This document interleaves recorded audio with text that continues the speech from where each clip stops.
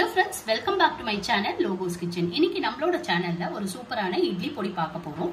நார்மலா நம்ம கடலை பருப்பும் உளுத்தம் பருப்பும் மட்டும் வச்சு இட்லி பொடி பண்ணுவோம். இன்னைக்கு வந்து நம்ம 4 வெரைட்டி பருப்புமே போட்டு இட்லி பொடி பண்ண போறோம். இப்போ ஒரு pan வச்சிருக்கேன். pan ஹீட் ஆயிடுச்சு. இப்போ அடுத்ததா என்னென்ன சேர்க்க போறோம் அப்படின்றத பார்க்கலாம்.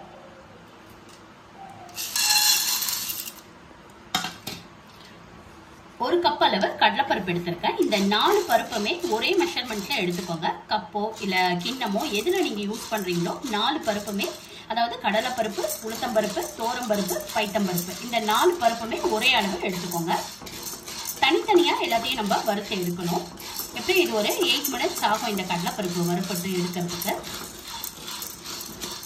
இப்போ கடலைப்பருப்பு நல்லா வறுபட்டிருக்கு. கரெக்டாக 8 நிமிஷம் ஆகுது. சிம்மில் வச்சே தான் நீங்கள் வறுத்துக்கணும். அப்போ தான் எல்லா பருப்புமே ஒரே மாதிரி வறுபட்டு நமக்கு வரும். ஆனால் வேகமாக வச்சோம்னா பருப்பெல்லாம் கரிஞ்சு போயிடும். உள்ளேயும் அதே மாதிரி வறுபட்டிருக்காது. இப்போ இந்த பருப்பை நம்ம வேற பாத்திரத்துக்கு டிரான்ஸ்ஃபர் பண்ணிக்கலாம்.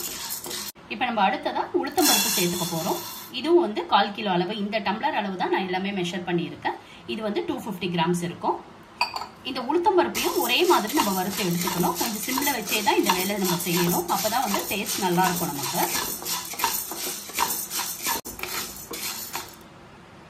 இப்ப நமக்கு உளுத்தம் பருப்பும் நல்லா வறுபட்டுருச்சு. பருப்புங்க எல்லாமே 8 to 10 நிமிஷம் ஆகும் நமக்கு வறுபடுறதுக்கு. இப்ப இதையும் நம்ம மாத்திட்டு அடுத்த பருப்பை சேர்த்து வறுக்கலாம். இப்ப நம்ம அடுத்ததா பைத்தம் பருப்பு சேர்த்துக்கலாம். அதுவும் வந்து 1/4 கிலோ அளவு தான் எடுத்திருக்கேன். இப்ப இதையும் சிம்ல வச்சுதான் நம்ம வறுக்கணும். இப்ப நமக்கு பைத்தம் பருப்பும் நல்லா வறுபட்டுடுச்சு. எல்லா பருப்புமே இந்த மாதிரி கோல்டன் ப்ரௌன் வரணும். சிம்ல வச்சு மட்டும் தான் நம்ம இதை வறுக்கணும். கொஞ்சம் டைம் எடுக்கும், ஆனா ரொம்ப நல்லா இருக்கும். இந்த மாதிரி நம்ம செஞ்சோம்னா எல்லா பருப்புமே ஒரே ஈக்குவலா நமக்கு வறுபட்டிருக்கு.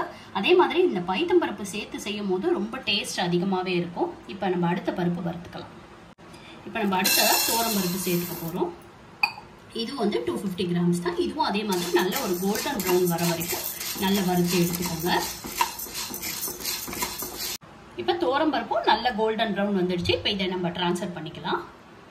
இப்ப நம்ம அடுத்ததா ஒரு 100 கிராம் அளவு பொட்டுக்கடலை சேர்த்துக்கலாம். இதையும் லைட்டா நம்ம வறுத்துட்டு, இது ரொம்ப நேரம் வறுக்க வேண்டாம், ஆல்ரெடி இது வந்து ஃப்ரைடு கிராம் தான். ஸோ லைட்டா வறுத்துட்டு நம்ம இதையும் எடுத்துக்கலாம். இப்ப நம்ம இதை எடுத்துடலாம். இப்ப அடுத்ததா 1 ஸ்பூன் சீரகம், 1 ஸ்பூன் மிளகு சேர்த்துக்க போறோம். இதையும் நல்லா ஃப்ரை பண்ணிட்டு இது கூட சேர்த்துக்கலாம். மிளகு சீரகம் வறுபட்டுருச்சு. இப்ப இதை எடுத்துட்டு நம்ம மிளகா வத்தல் சேர்த்துக்கலாம். இப்ப நம்ம அடுத்ததா மிளகா வத்தல் சேர்த்திருக்கோம். 150 கிராம் மிளகா வத்தல் எடுத்திருக்கேன். காரத்துக்கு ஏற்ப உங்களுக்கு எவ்வளவு வேணுமோ நீங்க அதை ஆட் பண்ணிக்கோங்க, இல்ல குறைச்சிக்கோங்க, அது உங்களோட விருப்பம். இப்ப இது கூடவே கொஞ்சமா கல்லுப்பு சேர்த்துக்கலாம். இது ஏன் சேர்க்கிறோம் அப்படின்னா நமக்கு வறுக்கும் போது நெடி வராத இருக்கும். அதே மாதிரி காம்போடவே நீங்க வறுத்துக்கோங்க. அப்புறமா நீங்க அரைக்கிறதுக்கு முன்னாடி இந்த காம்பை வந்து நீங்க ரிமூவ் பண்ணிட்டு அரைச்சிக்கோங்க. மிளகா நல்லா வறுபட்டுடுச்சு. இப்ப முதல்ல எப்படி இருந்தது, இப்ப எப்படி ஷைனிங்கா இருக்கு பாருங்க. இதுதான் வந்து மிளகா வறுக்கிற விதம். சிம்ல வச்சுதான் நீங்க வறுக்கணும். அதே மாதிரி கல்லுப்பு சேர்த்து வருங்க, நெடி ஏறாது. அதே மாதிரி காம்போடவே வறுத்துக்கோங்க. இதெல்லாம் தான் வந்து நமக்கு நெடி ஏறாத இருக்கிறதுக்கு டிப்ஸ். இப்போ இதை ரிமூவ் பண்ணிடலாம். ஒரு கைப்பிடி அளவு கருவேப்பிலை நல்லா கழுவி வச்சிருக்கேன். அதை சேர்த்துட்டு தண்ணி போற அளவுக்கு நம்ம நல்லா வறுத்து எடுத்துக்கலாம். தண்ணியோட இருக்கக்கூடாது, நல்லா தண்ணி போற அளவு நல்லா வறுத்துட்டு இதையே நம்ம சேர்த்து அரைக்கலாம். ரொம்ப டேஸ்டா இருக்கும், நல்லா வாசனையாகவும் இருக்கும். கருவேப்பிலை சேர்த்துக்கோங்க இந்த பொடியோட. கருவேப்பிலை நல்லா வறுபட்டுடுச்சு. கருவேப்பிலையில தண்ணி இருக்கக்கூடாது, தண்ணி போற வரைக்கும் நம்ம நல்லா வறுக்கணும். இந்த மாதிரி பொடி ஆகிற அளவுக்கு நம்ம வறுத்துக்கணும். தண்ணியோட நம்ம சேர்த்து பொடி பண்ணோம்னா இட்லி பொடி சீக்கிரமா கெட்டு போயிடும். அதனால தண்ணி இல்லாத அளவு நல்லா வறுத்துட்டு கையில இப்படி கிரஷ் பண்ணா பொடி ஆகிற அளவுக்கு நீங்க ஃப்ரை பண்ணி எடுத்துக்கோங்க. இப்ப ஃபைனலா நம்ம என்ன ஃப்ரை பண்ண போறோம் அப்படின்னு பாத்தீங்கன்னா பூண்டு சேர்த்துக்கோங்க, ரொம்ப ஹெல்த்தி.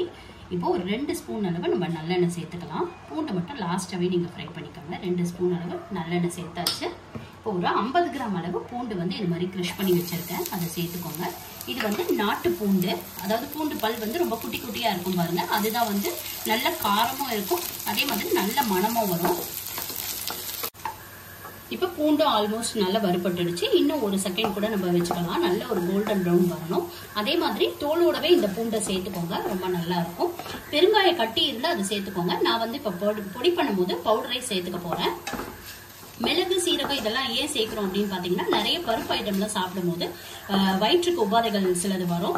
அந்த மாதிரி எதுவும் பண்ணக்கூடாது அப்படின்றதுக்காக தான் பூண்டு, மிளகு, சீரகம், கருவேப்பிலை இது எல்லாமே நம்ம சேர்த்துக்கிறோம். ஸோ ஹெல்த்தியான இட்லி பொடி இது மாதிரி நீங்க ட்ரை பண்ணி பாருங்க.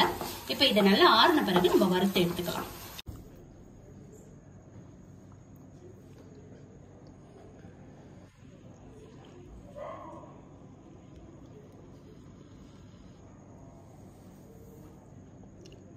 இட்லி பொடிக்கு எல்லாமே நம்ம இப்போ வறுத்துட்டோம். இது இன்னும் ஒரு 10 நிமிஷம் நல்லா ஆறட்டும். மிக்சியில் போட்டு நம்ம பொடி பண்ணிக்கலாம். பொடி பண்ணும்போது கொஞ்சம் பெருங்காயத்தூள் நான் சேர்த்துக்கிறேன். உப்பு ஆல்ரெடி சேர்த்துருக்கேன். உங்களுக்கு தேவையான பெருங்காய கட்டி கூட நீங்கள் சேர்த்துக்கோங்க. இப்போ நம்ம இட்லி பொடி ரெடி பண்ணியாச்சு. எல்லாமே நம்ம அரைச்சி எடுத்துகிட்டு வந்தாச்சு. பெருங்காயத்தூளும் சேர்த்தாச்சு. உங்களுக்கு தேவைப்பட்டதுன்னா எள்ளு கூட நீங்கள் ஒரு 2 ஸ்பூன் சேர்த்துக்கோங்க. நான் சேர்க்கலை, எனக்கு அது கொஞ்சம் பிடிக்காது, அதனால நான் சேர்க்கலை. உங்களுக்கு விருப்பப்பட்டால் நீங்கள் எள்ளும் சேர்த்துக்கோங்க, நல்லாயிருக்கும். இப்போ நம்மளோட இட்லி பொடி ரெடி ஆயிடுச்சு. இந்த வீடியோ உங்கள் எல்லாருக்குமே ரொம்ப யூஸ்ஃபுல்லாக இருக்கும்னு நினைக்கிறேன். ரொம்ப டேஸ்டியான இட்லி பொடி நீங்களும் வீட்டில் ட்ரை பண்ணி பாருங்கள். இந்த வீடியோ உங்களுக்கு பிடிச்சிருந்தா மறக்காமல் லைக் பண்ணுங்கள், ஷேர் பண்ணுங்கள், கமெண்ட் பண்ணுங்கள். என்னோட சேனலை சப்ஸ்கிரைப் பண்ணுங்கள். அடுத்து ஒரு நல்ல வீடியோவில் சந்திக்கிறேன். நன்றி, வணக்கம்.